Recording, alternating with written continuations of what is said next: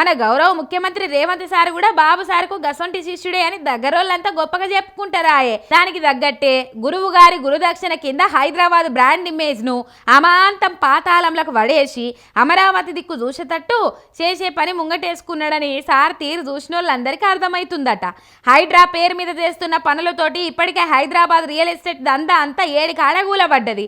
పెట్టుబడులు పెట్టేటోళ్ళు కూడా ముందుకొస్తలేరు. మునుపటి కంటే రియల్ ఎస్టేట్ డమాలన్నదని కుద్దు లెక్కలే చెప్తున్నాయి. అయితే ఇదంతా బాబుగారి కనుసన్నలనే నడుస్తుంది. ఆయన చెప్పినట్టే శిష్యుడు గారు నడుచుకుంటుర్రని టాకినబడుతుంది.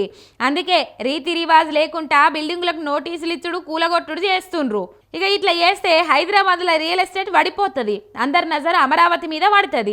అప్పుడు ఈజీగా అందరినట్టు గుంజుకోవచ్చు, పెట్టుబడులు పెట్టచ్చు, హైదరాబాద్ ఆడది దెబ్బతింటది, అమరావతికి అది కలిసి వస్తుంది అన్న గురువుల ప్లాన్ను దగ్గరుండి అమలు చేస్తుండు సీఎం అని చాలా మంది కాంగ్రెస్ వాళ్ళే చెవులు కొరుక్కుంటుర్రట.